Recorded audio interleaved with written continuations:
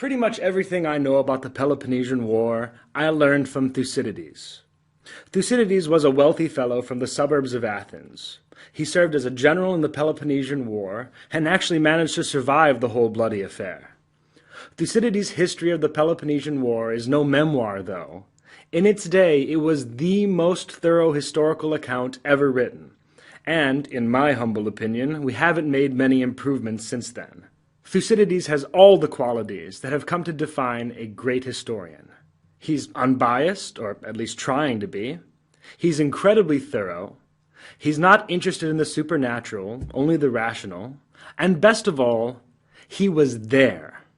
So, much as I would like to tell you all about the Peloponnesian War, the honor belongs to my good friend Thucydides. The Peloponnesian War was a chaotic, messy conflict between Athens and Sparta that dragged on for nearly 30 years. At the beginning of the war, Athens controlled a vast maritime empire. By the end of the war, Athens had been stripped of its empire and did not even control itself. So, what happened to bring the mighty Athenian empire low? Well, the causes of the Peloponnesian War stretch back for decades. After the Persian navy was destroyed at the Battle of Mycale, the Athenians founded the Delian League to punish the Persians by taking their colonies in the Aegean and adding them to the Athenian Empire. With no navy to defend them, the Persians were soundly defeated, and within 30 years the Athenians controlled a vast maritime empire, containing most of the islands in the Aegean and much of the coast of Asia Minor. Meanwhile, back at home, as Athens grew ever richer and more powerful, the Spartans were feeling increasingly nervous about Athens' imperial ambitions. As I wrote in my history, the growth of the power of Athens, and the alarm which this inspired in the Lacedaemonians, Spartans, made war inevitable. Now Sparta had its own league, the Peloponnesian League, which included most of the city-states of mainland Greece. And they did not appreciate the Athenians trying to poach their member states for their Delian League. In 465 BCE, Sparta's slave class, the Helots, attempted to throw off their Spartan oppressors. Every Greek city-state sent soldiers to help put down the revolt. The Athenians sent a large contingent of over 5,000 soldiers, but the Spartans would not allow them into the country, fearing that so large a force intended to take advantage of the chaos, not to help with it. This was but the first of many insults each side offered each other. The next major insult came in 449, when two members of the Peloponnesian League, Megara and Corinth, started fighting. Eager to gain a stronghold on the mainland, Athens formed an alliance with Megara and entered the fighting. The result was a 15-year-long struggle between Athenians and Spartans, which some have called the First Peloponnesian War. This battle only concluded in 445 BCE with the signing of the 30 Years' Peace. The 30 Years' Peace was basically an agreement between the Spartans and the Athenians not to mess with one another's respective empires. Yet the terms of this peace proved too much for the Athenians to live by. For the next 15 years, Athens started acting more and more like a bully. They crushed revolting colonies. They sowed dissent among Sparta's allies. They vied with their neighbor Corinth for control of the islands of the Aegean, and even imposed economic sanctions on their former allies, the Megarians. Until, in 431, the rest of the world could take it no longer. Athens had made enemies of the Spartans, the Peloponnesian League, the king of Macedon, the emperor of Persia, and even their own allies. Everyone was so mad at Athens that a conflict was inevitable. But the Athenians were prepared for this fight.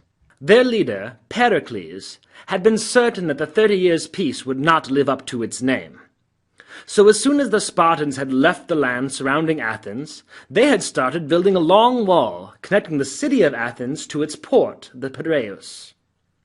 In this way, Pericles said, Athens could behave like an island. It did not matter that the Spartan army was invincible. Athens never had to meet Sparta on land. It did not matter if Sparta burned their fields and stole their flocks. Athens had an entire empire to import food from. As long as the Athenian navy reigned supreme, it could keep the city supplied, even against the longest siege. Moreover, that navy allowed the Athenians another advantage over their land-based foes, the Spartans. An army is only useful in a battle. It spends most of its time moving from point A to point B. This might take months. As a result, that amazing Spartan army was really only useful for a few days out of the month.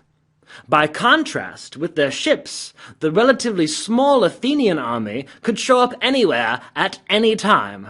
They could disembark, do their damage, and beat back to sea before their enemies could muster any resistance. The speed and mobility of the Athenian navy was especially dangerous to Sparta, since their slaves, the Helots, were always on the brink of revolt. The Spartans had to keep much of their army at home, at all times, lest the Athenians sail around them and stir up a revolt in their homeland. So, despite being surrounded by enemies, it seemed the Athenians were in an excellent position.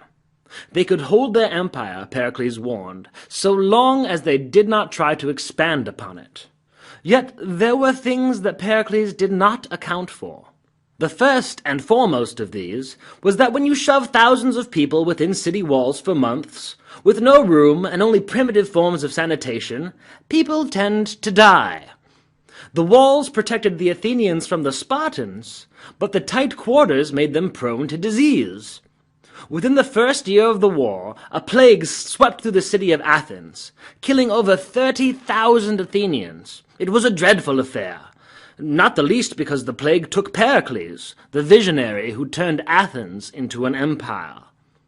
Without their leader, the democratic Athenians found it impossible to prosecute the war effectively. They had no single mind, no single vision to unite them. Instead, Athenian strategy vacillated from aggressive to defensive, as different demagogues rose to power and fell from grace. Hold on, Thucydides. I'm not sure our viewers know what a demagogue is. Oh, really? Kids these days. A demagogue is a leader who follows the people instead of leading them. He tells them what they want to hear and simply tries to keep them happy so he'll get reelected. Really? We call those politicians. What a horrible world you must live in. Well, anyway, Pericles wasn't like that. He taught the people. He reasoned with them. He encouraged them to reach their full potential. The demagogues just rode the wind of whatever the mob drove them to. The worst of these demagogues was Alcibiades. Alcibiades was everything the Athenians were looking for. He was rich, he was sexy, he was even relatively clever, having studied under Socrates. Alcibiades could work up a crowd like a pro. Yet none of these characteristics made him trustworthy. Alcibiades encouraged the Athenians to abandon Pericles' excellent plan to not expand the empire. Instead, Alcibiades suggested an ambitious campaign to Sicily, which was struggling to fight off an invasion from Syracuse. Alcibiades led the expedition himself, yet when the Athenians recalled him, he defected to the Spartans and betrayed all of Athens' plans. This would not be his last defection. Alcibiades switched teams several times in the course of the war, from the Spartans to the Athenians and then back again. He even worked for Persia for a while. The Persians were all too eager to help Greeks kill other Greeks, and the worldly Alcibiades acted as an intermediary. Eventually his dupes lost their fondness for him and killed Alcibiades for his treachery. Yet Alcibiades was but one of a long list of ambitious men who sought to lead Athens. Any one of these leaders' plans might have worked, but the constantly shifting Athenian war policy doomed every effort. Without a firm hand to guide them, the Athenian populace made blunder after blunder. They switched commanders on a dime, yet held to disastrous strategies year after year. When the first expedition to Sicily failed, they sent another, and then another, until nearly the entire Athenian fleet had been destroyed, and most of the Athenian navy had been sold into slavery. Despite these catastrophes, the Athenians struggled on for another decade.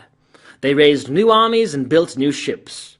Yet their continued naval supremacy was mostly due to the genius of their commanders. Unfortunately, in a fit of rashness, in 406 BCE, the Athenians executed their greatest naval commanders after the Battle of Arginusae. Though the battle was a great victory, the generals had retreated to save their fleet from a storm, instead of remaining behind to collect stranded soldiers and finish off the Spartan fleet. And for this, they were sentenced to death. With no decent leaders left, the Athenians blundered hopelessly. In 405 BCE, their last fleet was destroyed by a Spartan force sailing in Persian ships, and the following year, Athens surrendered. The Spartans tore down the walls of Athens, disbanded its democracy, and set up an oligarchy, the 30 Tyrants.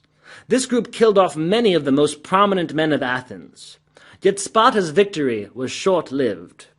Within a year, the Athenians had expelled the tyrants and re-established their democracy. Yet the damage had been done. The two greatest powers of Greece had weakened one another to such an extent that neither would ever fully recover. Over the following decades, Athens and Sparta had to bend knee, first to their fellow Greeks, the Thebans, and then to the invading Macedonians. Thanks, Thucydides. That was awesome and quite thorough. Well, to summarize, the Peloponnesian War was fought between Athens and Sparta. Both of these city-states were the heads of large leagues of allied cities. Athens' Delian League controlled the sea with a powerful navy. Sparta's Peloponnesian League controlled the mainland of Greece with a powerful army.